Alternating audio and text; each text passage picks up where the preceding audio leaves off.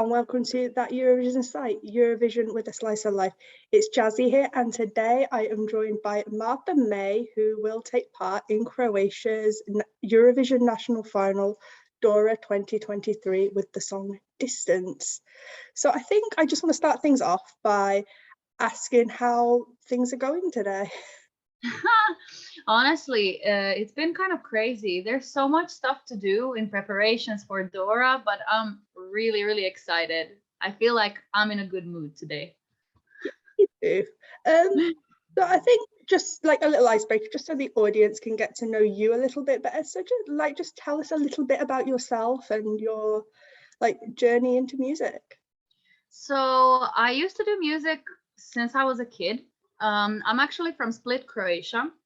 And I was always a member of different choirs in school and church. And it was always something that I loved to do, but it was never something that I considered as a serious job until I turned 16.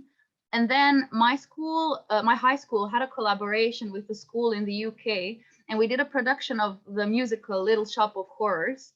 And when we did that, I realized that I want to be on stage forever. And that's when I decided to start studying musical theater. And that's when I moved to the UK to do that. And the rest is history. That sounds amazing. I love Little Shop of Horrors. Oh, I love it. I love it. Okay. So I think just going to move on to Dora 2023. How did the idea to participate in the national final come about? It was so random. It wasn't actually planned, because I'm an independent singer-songwriter. I don't have a label or a manager or anyone. And I just kind of started releasing music last year. It was also quite random. I just recorded some songs and I was like, oh, this is cool. So I recorded Distance, and I didn't write it with Dora or Eurovision in mind. I showed it to some of my friends and family in Croatia. And they all said oh, it's a great song. Why don't you apply? And I was like, yeah, that's actually a good idea. So I just realized that I have nothing to lose by applying. It's literally just sending the song. The song was already done. I would release it anyways. So I just saw it as a good chance, and then I applied. Yeah. So the song that you are participating with in Dora 2023 is called Distance. Can you tell us a little bit about the song and how the creative processes all came together? Yeah, it's actually one of my first songs. So when I was still a baby songwriter, I wrote it one day after a class. I don't know. I started doing my master's degree in London. I did a popular music practice, and I was just surrounded by all these different artists and musicians and songwriters, instrumentalists, singers. And I don't know, I think just being in that creative environment kind of pushed me to write more. So I just remember coming home that day and I was just like, oh, I could try and write a song. So I sat down and I just wrote a couple of possible titles. And one of the titles was Love You from a Distance. And I just knew that that's the song I had to write that day. So I don't know, I wrote it quite quickly because I was really inspired. It's a song about this person that was once a big, big part of my life that is no longer a part of it. And I just thought how, although we're no longer close, I still care so much about this person. And I just still think of that person quite often. And that's just how the song came into life. So I think one question I want to know is that when the audience listens to Distance, what message do you want the audience to receive? Well, I think it's a hopeful message, I think it's a message of, even though someone is no longer with you, having that love, carrying that love for that person with you is still magical in a way, even though you will always have the memories of someone, even if you no longer have them. I think that's mostly what I want to say. So if you were to win Dora 2023, what would it mean to represent your country at Eurovision 2023 in Liverpool as well? Oh my God. Yeah, it would mean the world to me, honestly. I mean, obviously, whatever happens, happens. But I think doing that would be such a huge step for me. And I'm such a big fan of Eurovision.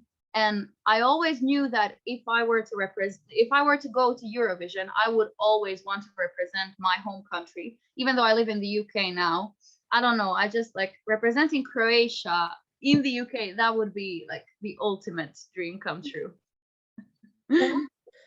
So talking of Eurovision, you've just said you're a Eurovision fan. So do you have any favorite Eurovision memories that you would like to share? Oh, do you mean like the songs Like, or? yeah, like any past songs that you've enjoyed or?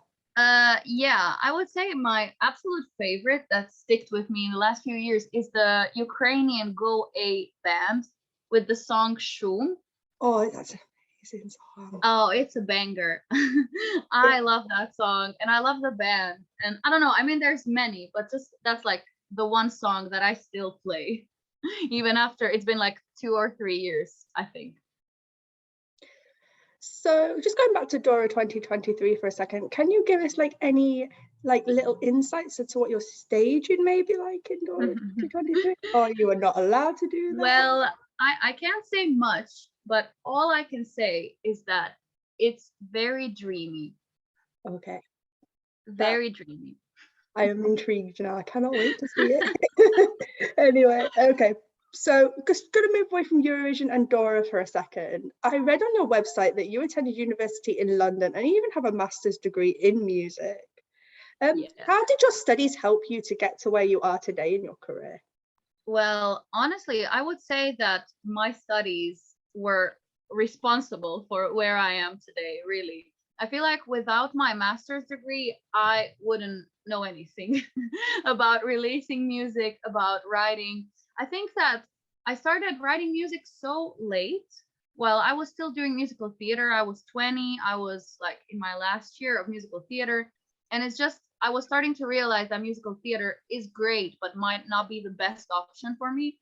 And it's just discovering the world of songwriting kind of like got me to do my master's in pop music.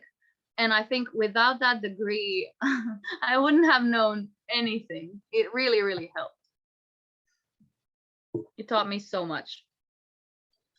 So you've spoke a little bit about musical theatre and Little Shop of Horrors. And has there been any on any other on your journey? Has there been any other like musical inspirations that have like inspired you to be like where you are today? Well, yeah, I would say that there's always inspiration in anything I do. And I was a part of the Godspell cast in while I was doing my studies in Chichester. And I really liked the Godspell score and like all the songs from that musical also really inspired me. But I always noticed that like all the musicals that I liked tended to go more into the pop side of music rather than the classical musical theater genre. I've seen that you've done like a couple of concerts in London, just like through looking through your Facebook page. And how did your concerts and like past performances help prepare you for Dora 2023 and being on a stage in front of like a lot of people on TV as well? Well, yeah, I think it definitely helped. All those gigs were quite smaller than Dora will be, so it's still a huge jump. But I think it definitely prepared me because after doing more than 20 gigs in the last like year and a half, I feel like I'm ready. My stage fright is under control. I'm no longer nervous I'm no longer dying before going on stage. And it took quite a long time to like get over that. I mean, obviously I still get nervous, but it's not an amount that I can't control anymore. So it definitely helped. And I guess this is like one of my last questions, but as a new artist, have you got any advice for any other new inspiring artists that want to get out there and are starting out just like yourself? Yeah, I would definitely say to all the aspiring artists, don't let anyone tell you that doing art is unrealistic because that's what everyone told me. When I was 18 and I chose to do musical theater, not many people were supportive of me back then. And everyone was saying, oh, that's unrealistic. How are you going to get a job? And it's like, yeah, you do have to have a way to live, but you still should be happy. Like if that's something that makes you happy and you're good at it, I think that anything is possible. So definitely go for it. Do whatever you want. Don't let people tell you that it's not realistic or possible. So at the end of this interview, I just want to thank you for giving me this opportunity to speak with you and wish you good luck for Dora 2023 on the Saturday, the 11th of February. I just want to ask, is there any last messages you want to give to the international audience of that Eurovision site? Yeah, definitely. Well, I hope you like my song Distance. I hope that you're feeling it the way I'm feeling it. And I don't know, there's many other good songs on Dora this year. I would definitely say give them a listen. There's a lot of different genres. There's something for everyone in there. And may the best win. Okay, so I just need to say to our audience, thank you for joining along with me and Martha today. Be sure to check out that Eurovision site on Instagram, Twitter, Facebook, and TikTok to see like this interview and many other interviews. And also be sure to give this video a like and give our YouTube channel a subscribe if you want to see any more interviews with national finalists from 2023 and any 2023 Eurovision content. We will be here all the way up to Liverpool. So thank you for joining us today. Thank you.